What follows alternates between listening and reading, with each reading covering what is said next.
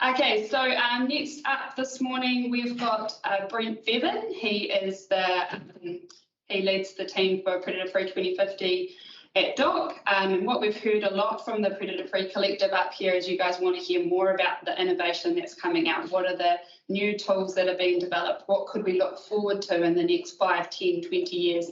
So Brent has a lot of information about this. So we've got quite a good segment here. Again, any questions you have along the way, chuck them in the chat or the Q&A. We'll get to them all at the end. But I will hand it over to you, Brent. Thanks, Danny. I'll share my screen. Look, I'll rip through this reasonably quickly. I've worked for DOC. I'm Brent Beavan, work for DOC. I manage the Predator Free 2050 program as a whole. But I've been in conservation I worked out over 25 years, which is a bit scary. But the whole thing I love about this program is for most of my career in conservation, we were always looking for that new tool or that new innovation to drive a change and give us more options. And it never really happened. And we discovered it didn't happen because we never invested in it. And the fact that we're now investing in new tools is quite an exciting space for me.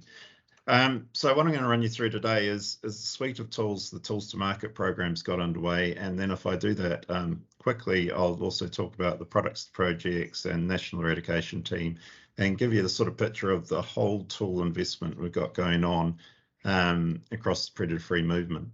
So Tools to Market is a DOC-led fund. It's about making smarter, safer and more effective tools. Invest a reasonable amount, about 1.4 million annually. And it supports Predator Free, and we want to get these tools available to market. So we're investing in external innovators or technology developers. We want to get them developed in a 1 to 5 year time frame. So it was really about taking these ideas and getting them over that development hump to get them out into the market. And part of that was we just really found that the market in New Zealand is too small to expect tool developers to get over that cost themselves before getting into market. So it's really starting to accelerate that space. So there's 6 key areas we're currently investing in through that fund. The top one's the development of an aerially deployed biodegradable rat trap. So we're invested with, actually I won't tell you that. We're going to go through each one individually. This will give you the overview. The others, we've got an investment into doing NAWAC testing for traps. We want to just build the number of traps that we've tested so that we've got a good picture of what's humane and what's not quite reaching those standards. Developing a new PAP bait for stoat control, and also concurrently testing the vulnerability of native birds to PAP. Got quite a bit of investment into drone technology and long life multi-species lures. So I'll go through each of these individually. So the biodegradable rat trap is with Good Nature, and it's quite a cool little element. It's very small. It will be very cheap. We're talking in the phase of $1 to $2 sort of space as opposed to the other price of traps. And what they're trying to work out is a cone-shaped device with a biodegradable noose in it that the animal go eat the bait that will set off the trap. So it comes already preset, and then the rat and the trap will biodegrade in the environment within a month. So they're aiming to have this so you could get it aerially deployed. So you can imagine using a drone to go over solar sites. So these traps are sitting there. But it's also got huge potential around urban environments and around farmland where we can't use toxins. So it would be great for backyard compost bins. We just put it in and any rats and the trap compost together. So I think this one offers lots of potential just to get into niche places we haven't been able to go before and offer an alternative to toxins on quite a broad scale, and especially in that sort of urban environment space. Remember, I might have 2. The second sort of area is, I think you guys understand this, we've got testing traps for animal welfare. We tested, we just started to pick the ones this year we'll put through.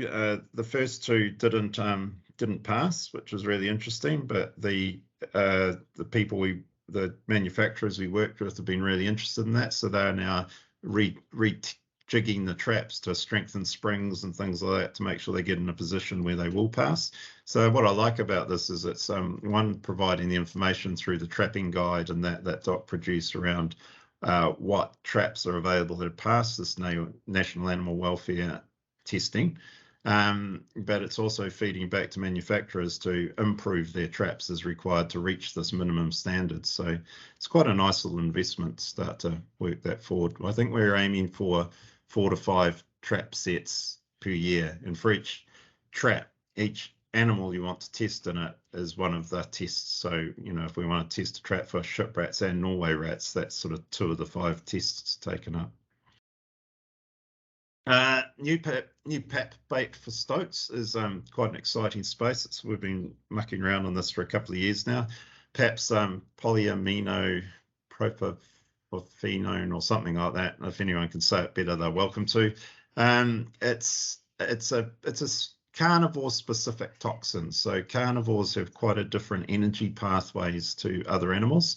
And what it does is it almost acts like carbon monoxide poisoning. So PAP binds to the hemoglobin in the blood, and the animal just gets less and less oxygen, gradually falls to sleep, and then dies within its sleep quite quickly. And so stoats, ferrets, dogs, cats are very vulnerable to it. The other animals, birds and so forth, are much less vulnerable. So the amount you put out can make it that it's very specific just for stoats or cats or whatever you're targeting, and not for anything else. And this is one of those holy grails, I suppose, we've been after for a while, is toxins that are specific to the animal we're targeting. We've sort of had to cycle back on this project a little bit and re-look at the the toxin matrix itself, and so we've just about got that tidied. We've got that nicely tidied again and packaged, and we're looking at microencapsulating it to put in within a sausage bait. The sausage bait itself we're using is the big step for PAP, because PAP has been available for people to mix into their own meatballs and put in bait stations, but it's such a faff. And it's so hard to mix it out, get it out. You've got to have your controlled substance license. You've got to go in and collect it all back in within 24 or 48 hours. And the stuff goes off really quickly. What we found with the sausage bait is it lasts longer, comes pre-packaged, or you just order it up, get it delivered all frozen, and it's really easy to put out in the environment. And the nice thing is the animals love it. So we've got a really high uptake of sausage. Like it's something like an 80% edibility. I don't even know what we call that factor. Like the animal, like we just find it's better than most other baits we put out. And so we've had a spin-off from this, in that we've actually also had one of the National Eradication team testing the sausage with 1080 in it for cats. And they tested that on the Auckland Islands recently and found that it seems to be a very effective bait for cats as well, with 1080 as opposed to PAP. And we might be able to put other toxins within this new bait matrix, or this new sausage bait as well, which will open up a few more tools in our toolbox, which would be quite nice. Just finished this one, actually, the susceptibility of New Zealand native birds to PAP. And just finished it, but we haven't got the report for me to read yet, so I can't tell you exactly what it is, but it is this is just part of the registration process, trying to prove to the Environmental Protection Authority that that if we put these out at these doses, our native tonga are safe, and that seems to be how it's looking. Yeah. I can't remember the last feedback that there were any issues, but that's just part of that whole packaging on trying to get it put in place. The Invico, I'm ripping through this, so just pull me up later if there's questions, but I know I've only got 20 minutes. The Invico stuff is around drones, and this is really interesting. They're based in Tauranga. The picture there's of a heavy lift drone, so it's a small helicopter they've taken out of the States that they've completely stripped out all the requirements for a human to fly out and put in drone technology instead. It will lift 200 kilos, and the calculations are, because it doesn't use avgas, it still uses petrol. You need a combustion engine to lift that sort of weight. But without having to pilot the change in fuel, there's a 90% reduction in our carbon output. But the company now is taken the technology from this, and they're now producing their own heavy lift drones built within Tauranga, New Zealand. So New Zealand's now, this fund got its own company producing the largest commercial drones in the world. So it's quite a cool little innovation. You could well imagine, as carbon costs start to kick in and we've got to pay for that, having an alternative to still spread bait or spread sausages or spread aerially deployed micro traps is quite a neat space to be. These guys are really close to finalising that platform. They're into testing it now and testing the bait distribution mechanisms underneath. I quite enjoy out of this company is they've also run off a couple of other things. There's got a lot of their drones into thermal imaging and then into hyperspectral imaging. And if you haven't run into hyperspectral imaging before, it's well worth a look at. I think it will help us a lot in our monitoring and surveillance. The advantage with hyperspectral is instead of the spectrum that our eyesight can see at, the different colors, it's actually got a huge array of colors, and each individual, like each plant, is a slightly different color that that the computer software can tell apart. Deer's a different color to a pig, to a possum, and all you have to do when they fly over is just see a section of an animal or a plant that is that color, and because it's specific to that animal, plant, or whatever we're looking for, the target, you can pick it up really quickly. So lots and lots of advantage in that sort of thing. And then they've split off into some other work around refining Spitfire devices and that as well. And I think that's one of the cool things I like about this program is I'm starting to see the interaction between the developers. So the guys who are doing long life lures are linking with the people who are doing cameras, or linking with the guys who are, you know, building bait stations. So it's so they're all starting to feed off each other as we build towards this mission. Trying to develop multi-species long life lures. So we've funded the University of Canterbury. They've defined a couple of different lure types that'll do. They can't find one lure that will do everything, but they're finding a couple of lures that look really promising to pick up several animals at once. And these will work. They're semiochemical lures, so they're produced in the lab, but they put out the same volatile components that food articles do. So we tried one on rats earlier and did the proof of concept that so it was just as effective as peanut butter, which is sort of our measure of the holy grail, and it was just as effective as that because it was producing the volatile components. But if they put it in a container and put a membrane on top that only releases 4 or 5 particles per second, they could get that product to last 6 months, and for the whole 6 months smell fresh as a daisy, or just like the first day you put peanut butter out or just open the jar. So that'll start to offer quite a nice opportunity for attracting animals into devices as we go forward. So those are the sort of 6 we've got funded at the moment and on the go.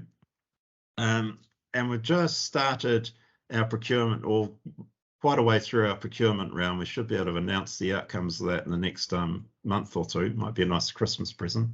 How we do this is we develop themes. So we try to develop these problem statements, like what are the key problems we're trying to solve, and then put that out to market to say, what's your innovative solutions?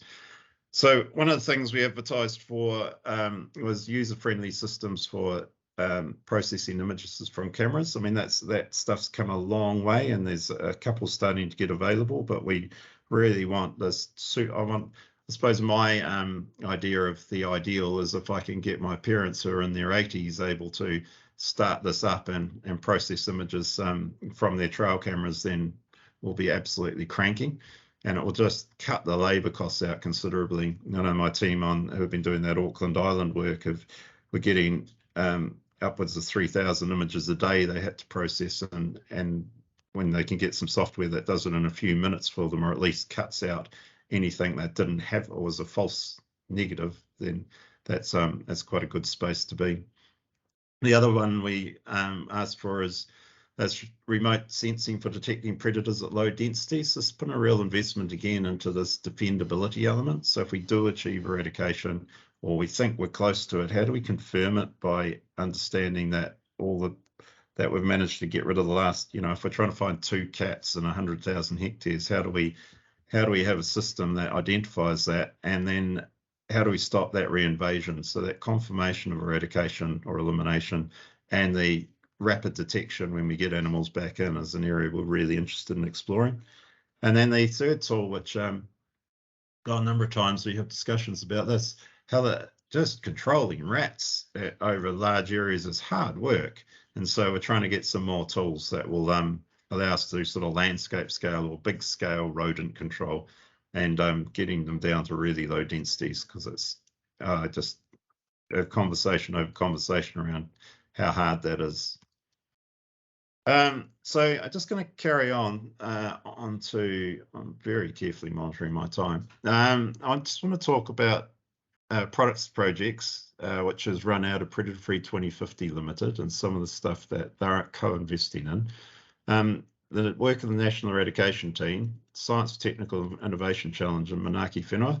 I've got some slides on products projects and National Eradication Team, but just a bit of a heads up, the Science for Technical Innovation National Science Challenge has got a $1 million fund at the moment. It's putting into looking at autonomous monitoring systems. So put another way, how do you couple drones and robotics into the space? So they want to try to look at drones and robotics for mechanisms to collect data from spaces. So how could you use them to not have to send people into the field just to collect data from areas to understand what's going on? So that's it's about as high level as that at the moment. I'm sure we'll find out more about it as the challenge progresses across this year. One of the initial ideas they had was this mother bot sort of idea, where they had all the devices out in the field that were capturing data, be that traps or anything else, sort of like Internet of Things works, but they could send a robot out through the environment to capture all the data and come back. I think they're shifting a little bit into how drones could be used in that space as well at the moment, but that's a nice little challenge. And Manaaki Whenua, in a separate space, have had quite an investment. That's $17 million put in from MB across 2 Endeavour grants. So one of those is quite a bit of work they're doing in understanding what makes survivors tick. So when we do an eradication, or we do a poison drop, or whatever we choose to do, we always get some survivors in the main. And what is it that makes those survivors? Is there anything different, or what do we need to change? The other element they're looking at is they've got quite a large investment they got this year into species-specific toxins. So the program last year, mainly driven through the company, did the genomic mapping of all of our target species. So we mapped their whole genome, what all their genetic makeup is, and Manaaki Whenua will build off that by looking through those genomic maps and trying to understand where are their weaknesses, and what could they target to build new baits and new toxins around that will be specific to the target animals and won't affect anything else. So that's quite a nice space. Now, the reason I want to show you Tools to Market, Products Projects, National Eradication Team, National Science Challenge, and Manaaki Whenua is just to give you that idea that that all of this together is building into this investment in developing new tools and techniques and ways of doing things to achieve Predator Free 2050.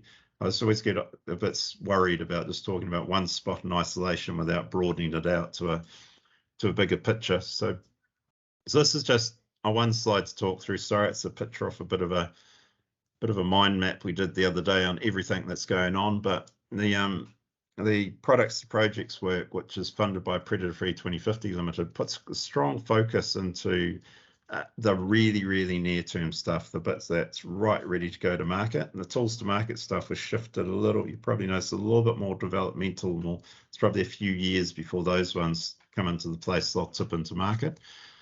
So they funded the cacophony project, which is looking at an intelligent trap. So this is the sort of taking their, so you might have followed this on some of their web pages, but they've got a sort of trap that has screening and it has roller doors, so it's an open trap, and when the animal walks in and gets detected, the screens come up around the side and then it gets targeted into a holding or a kill environment.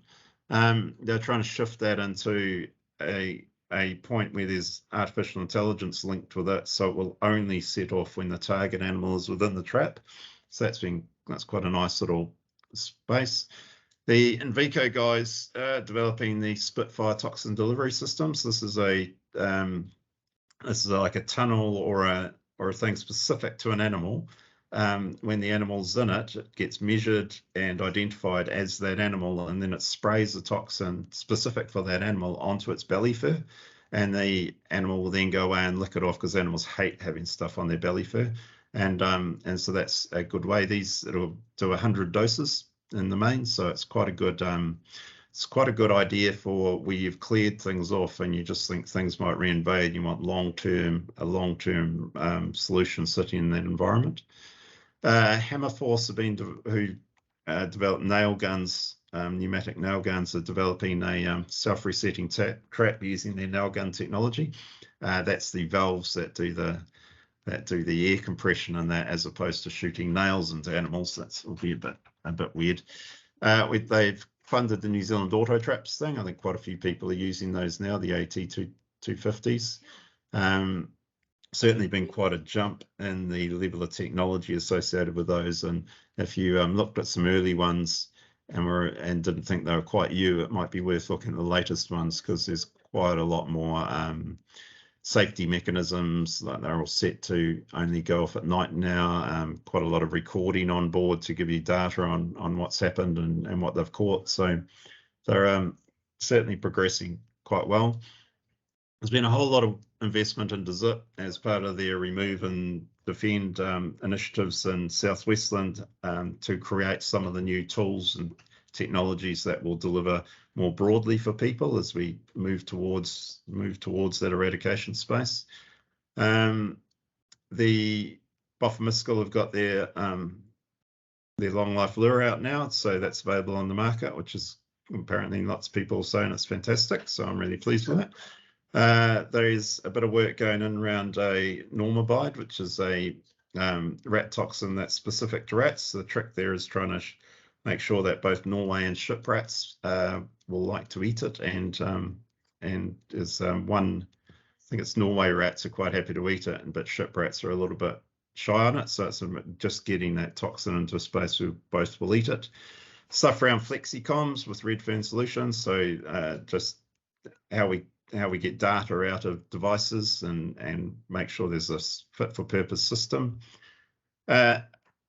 Investment into Good Nature to look at their so that the A24 trap that Good Nature is selling and lots of people are trying to get to control rats with was actually designed for stoats.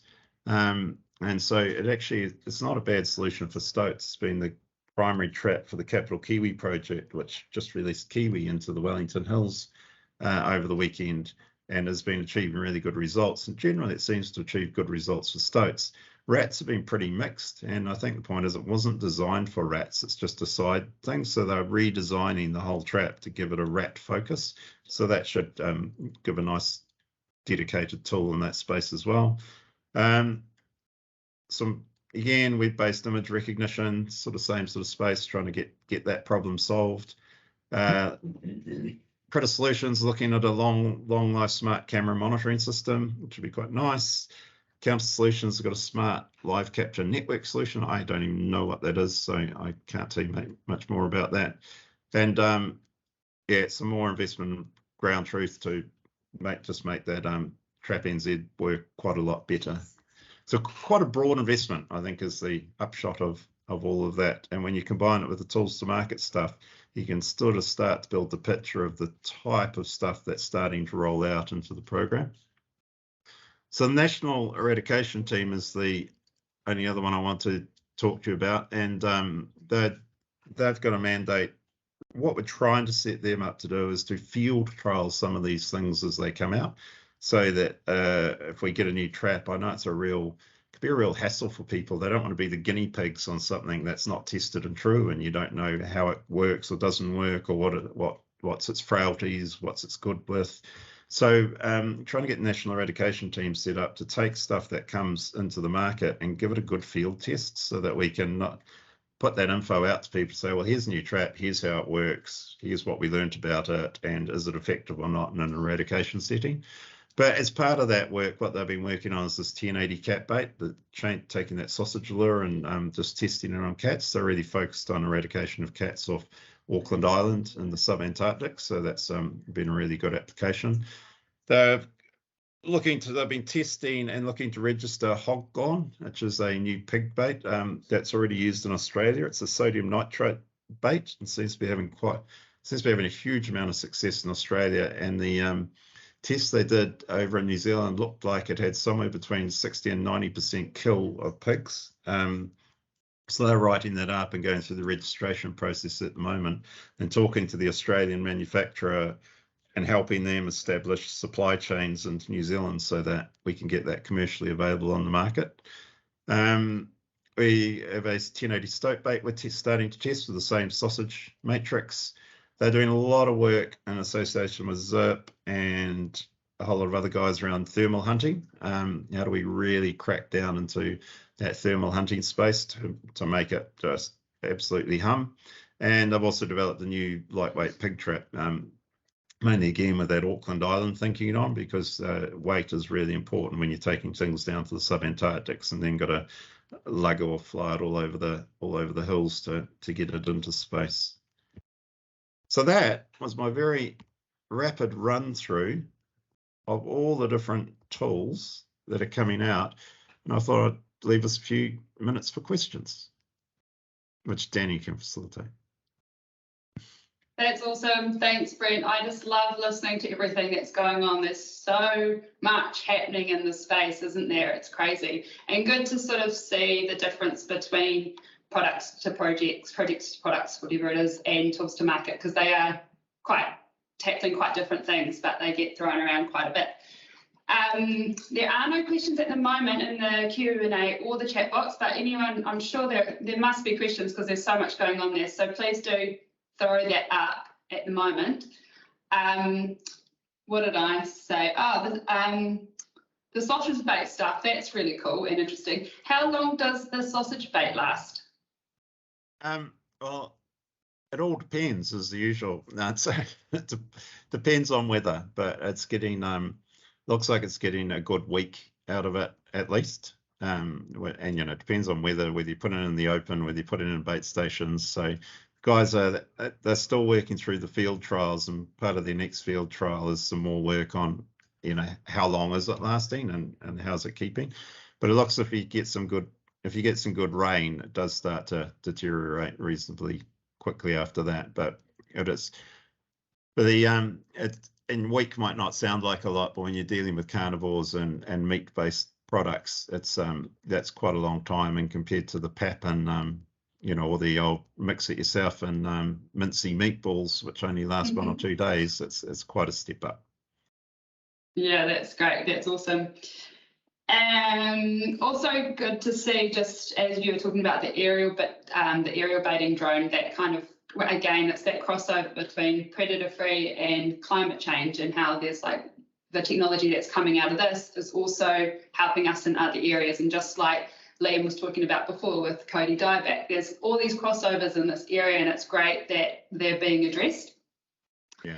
Really looking forward to hearing about what comes out through procurement round 2, what you guys decide to go ahead with. So maybe we'll get you back on next year and get you to update us with those projects. What else did I have here? I just thought it was interesting that the Good Nature A24 wasn't designed for rats in the first place. I didn't know that, and that's cool that there is a new one coming out for rats. And the Encounter Solutions, you didn't get into it, you weren't sure about it, but I'm pretty sure predator-free fungiday heads have been using that technology already out in their projects. So Regional Council will be on later on to talk about that, but I'm sure they'll probably touch on how that works, because that is quite cool. That'd be good. So, can't believe it. There's no questions.